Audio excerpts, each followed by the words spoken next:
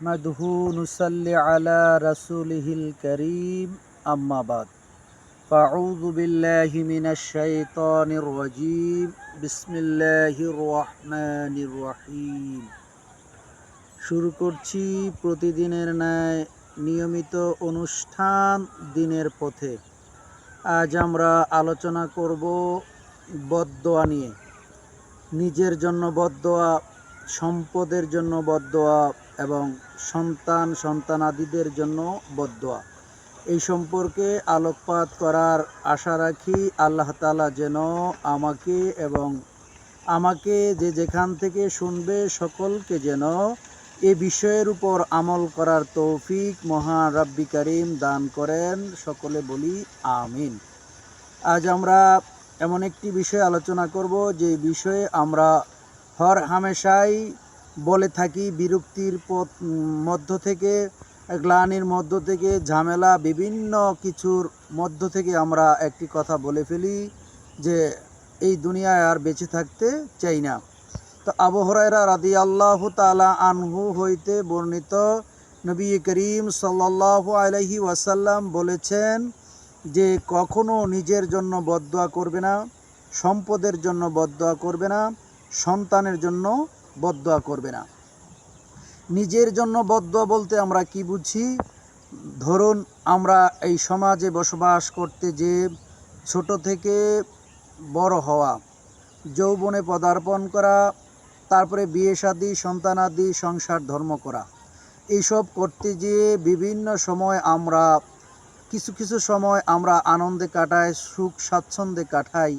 আবার কোনো সময় আসে আমাদের জন্য কি হয়, কষ্টদায়ক হয়ে পড়ে।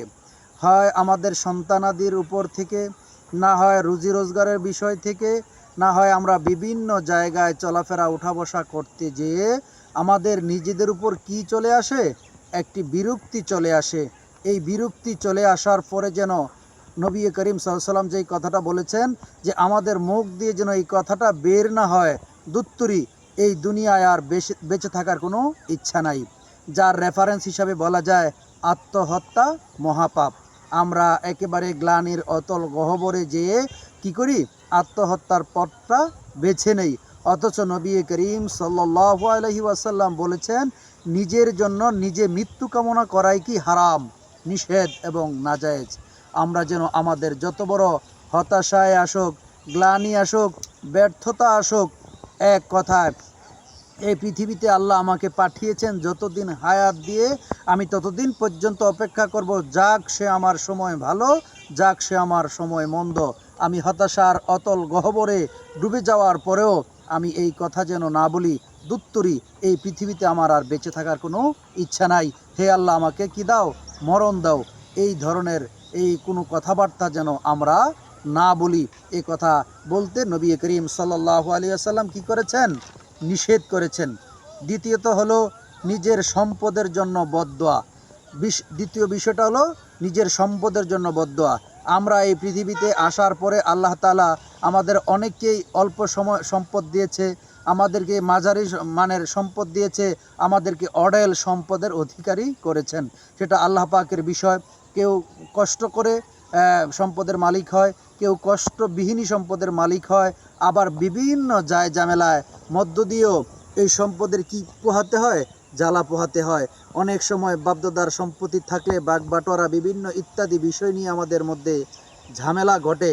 এই ঝামেলা আমার উপর পড়লে যাতে আমি বিরক্তি হয়ে না বলি যে দৌড়, আমার এই সম্পদের দরকার নাই, আমার এই সম্পদ কী হয়ে যাক, ধ্বংস হয়ে যাক, এই সম্পদ আমার নষ্ট হয়ে যাক। কিন্তু এই কথা বলা আমার কি নাই, রাইটস নাই। নবী সাল্লাল্লাহু আলাইহি ওয়াসাল্লাম বলেছেন যে তোমার সম্পদের নিয়ে ঝামেলা থাকবে। সম্পদ এই পৃথিবীর বেঁচে থাকার জন্য প্রয়োজন, যার যতটুকু প্রয়োজন আমি আল্লাহ যার জন্য যতটুকু নির্ধারণ করেছি তার মধ্যে কি থাকবে, ভালো থাকবে, মন্দ থাকবে, অসুবিধা থাকবে। এই অসুবিধায় পড়ে তুমি যেন কি করো না, তোমার সম্পদের উপর বদদোয়ার কথা বলো না। এটা আমি আল্লাহ কি করে দিলাম, নিষেধ করে দিলাম। এই বদদোয়া কি করা যাবে না, করা যাবে না। তৃতীয়ত হলো আমাদের সন্তান সন্ততিকে লালন পালন করতে যাইয়া আমরা বিরক্তির মধ্যে কি করি, পতিত হই। ছোট সময় সন্তানকে আমরা লালন পালন করতে যাইয়া সন্তান যদি বিরক্তি করে তাহলে আমরা তাকে কি করি, অনাশায় বদদোয়া দিয়ে দেই। যদি আমাদের সন্তানরা আমাদেরকে কি করে কষ্ট দেয়, আমরা তাকে বদদোয়া দিয়ে দেই। আমাদের সন্তানদের এই একটুর চাইতে একটু চুন থেকে পান থেকে চুন খসলে যেটা হয়, আমরা কি করি, একটা বদদোয়া দিয়ে দেই। নবী করিম সাল্লাল্লাহু আলাইহি ওয়াসাল্লাম বলেছেন, প্রত্যেকটা মানুষের সাথে ফেরেশতা থাকে, প্রত্যেকটা কথার পরে আল্লাহ তাআলার ফেরেশতারা কি করেন, আমিন বলে ফেলেন। যদি আমার কোনো কথা আমার সন্তানের বিরুদ্ধে যায়, আমার জীবনের বিরুদ্ধে যায়, আমার সম্পদের বিরুদ্ধে যায়, তাহলে আমি যে বদদোয়া দিয়ে ফেলি, এই সময় যদি ফেরেশতা আমিন বলে ফেলে, তাহলে এই বিষয়ে কি করতে পারে, আমার দোয়াটা কবুল হয়ে যেতে পারে। এই ক্ষেত্রে যদি আমার দোয়া কবুল হয়ে যায়, আমি যদি আমার সন্তানের জন্য বদদোয়া করি, তাহলে আমার সন্তান হালাক হয়ে যাবে। আমি যদি আমার সম্পদের জন্য বদদোয়া করি, এই ক্ষেত্রে আমার সম্পদ যদি হালাক হয়ে যায়, আমার জীবনের প্রতি অতিষ্ঠ হয়ে যদি আমি আমাকে অভিশাপ দেই, বদদোয়া করি, তাহলে এই সময়ও কি হয়ে যেতে পারে, আমার জীবন হালাক হয়ে যাইতে পারে। এমনই বিষয়ে একটি হাদিস নবী করিম সাল্লাল্লাহু আলাইহি ওয়াসাল্লামের সাহাবী আবু হুরায়রা রাদিয়াল্লাহু তাআলা আনহু হইতে বর্ণিত।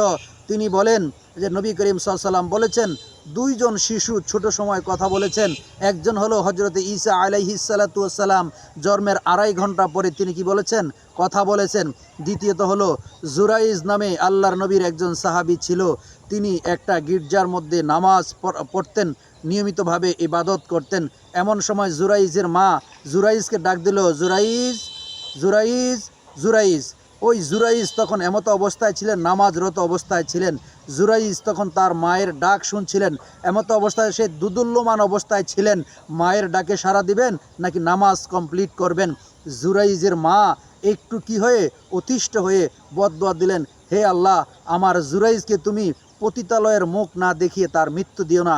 হে আল্লাহ, আমার জুরাইজ আমার কথায়, আমার ডাকে সাড়া দিল না, তুমি তাকে পতিতালয়ের মুখ না দেখিয়ে তাকে মৃত্যু দিও না। হে আল্লাহ, আমার জুরাইজকে আমি ডাকলাম, সে আমার কথা শুনলো না, তাকে পতিতালয়ের বেশ্যার মুখ না দেখাইয়া তাকে কি করো না, মৃত্যু দিও না।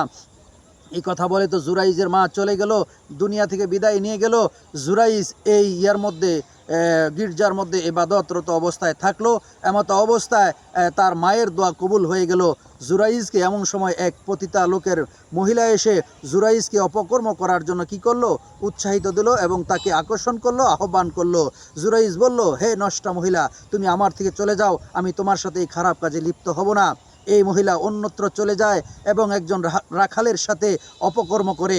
এই অপকর্মের ফসল হিসাবে তার গর্ভের মধ্যে একজন সন্তান এসে যায়। এই সন্তান ভূমিষ্ঠ হওয়ার পরে ওই নারীকে যখন সামাজিক মানুষেরা ধরে যে তোমার এই সন্তানের পিতাকে, তখন ওই নষ্টা মহিলা, পতিতালয়ের ওই মহিলা জুরাইজের নাম বলে দেয়। কেন জুরাইজের নাম বলে দিল?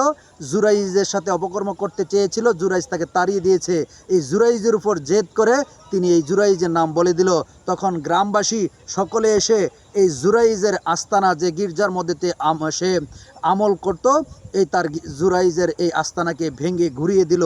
জুরাইজ একেবারে ধৈর্য ধারণ করলো, উজু করলো, 2 রাকাত নামাজ পড়ে ওই সন্তানের নিকট গিয়ে বলল, হে শিশু, তুমি বলো তোমার বাবাকে।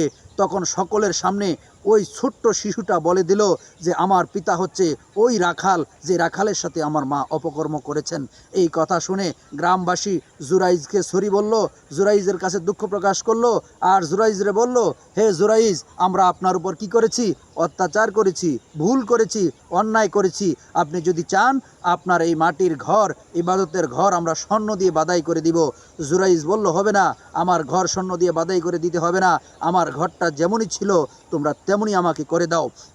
এই কথার মানে হচ্ছে জুরাই একজন আবেদ লোক ছিল, জুরাই একজন ভালো লোক ছিল, তারপরেও তার উপর কেন এই বেশ্যার এই অপবাদ আসলো? কারণ একটাই, ওই যে তার মা তাকে বদদোয়া দিয়েছিল, আল্লাহ তাআলা তার মায়ের এই বদদোয়াকে কি করলেন, কবুল করে তাকে বেশ্যার সাথে মুখোমুখি করে তাকে একটা বেজ্জতি করে ছাড়লো। এই জন্যই বলা হয় যে আমরা সন্তানের জন্য যেন কোনো প্রকারের বদদোয়া না দেই। সন্তান যদি আমাকে কি করেন, আমার উপর অন্যায় করেন, অত্যাচার করেন এবং কি আমাকে ভাত না খাওয়ান, আমার উপর জুলুম নির্যাতন চালান, তারপরে আপনার আমার কাজ হচ্ছে উজু করে 2 রাকাত নামাজ পড়ে আল্লাহর কাছে দোয়া করা, আল্লাহ তুমি আমাকে যেই সন্তান দান করেছো, এই সন্তান তো এমন ছিল না, এই সন্তান আমাকে কেন ভাত দেয় না, আমার উপর কেন জুলুম করে, আমার উপর কেন অত্যাচার করে, আল্লাহ তুমি তো আমাকে এমন সন্তান দান করো নাই, আল্লাহ তুমি আমাকে এই সন্তানকে নেক সন্তানে পরিণত করে দাও।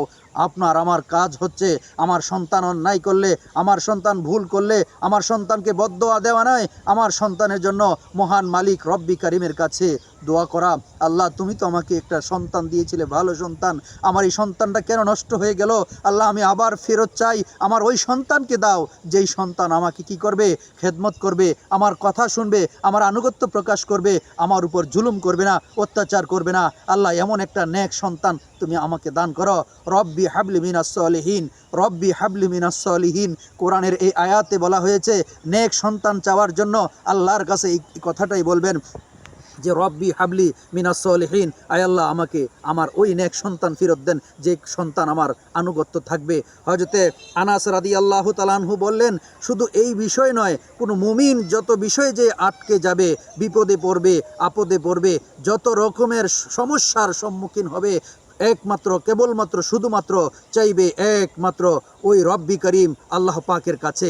যত বড় বিপদ হোক, যত বড় খারাপ কাজই হোক, যত বড় একেবারে চোখে অন্ধকার দেখুক, তার সামনের পথ চলার জন্য এই বিষয়ে সর্বপ্রথম সর্বাগ্রে একজন মুমিন উজু করে নামাজ পড়বে 2 রাকাত, তারপরে আল্লাহর কাছে চাইবে, সন্তান হোক, সম্পদ হোক, সন্ততি হোক, গ্লানি হোক, দুঃখ হোক, কষ্ট হোক, সব কিছু লাঘবের জন্য কেবলমাত্র শুধুমাত্র একমাত্র রব্বি করিমের কাছে চাইবে। আল্লাহ তাআলা যেন আমাদের সবাইকে মহান মালিক রব্বি করিমের কাছে চাওয়ার জন্য কি করেন, সাহায্য প্রার্থনা করেন, তাহলে মহান মালিক রব্বি করিম কি করবেন, আল্লাহ তাআলা তার ওই বান্দাকে সাহায্য করবেন। এই বিষয়টার জন্যই নবী করিম সাল্লাল্লাহু আলাইহি ওয়াসাল্লাম বলেছেন যে তোমরা যখন বিপদে পড়বে 2 রাকাত নামাজ পড়বে, মহান মালিক রব্বি করিমের কাছে সাহায্য চাইবে, আর বলতে থাকবে আল্লাহ তুমি আমাকে এই সব কিছু ফিরিয়ে আমার এই সন্তানকে কি করে দাও, ভালো করে দাও, আমার তকদিরকে ভালো করে দাও, আমার সম্পদের মধ্যে যত অনিষ্টতা রয়েছে তাহা আমাকে কি করো। সুবহানাল্লাহি ওয়া বিহামদিহি, সুবহানাকাল্লাহুম্মা ওয়া বিহামদিহি, আশহাদু আল্লা ইলাহা ইল্লা আনতা, আস্তাগফিরুকা ওয়া আতুবু ইলাইক। ওয়া আখির দাওয়ানা আলহামদুলিল্লাহি রাব্বিল আলামিন। আসসালামু আলাইকুম ওয়া রাহমাতুল্লাহি ওয়া বারাকাতুহু।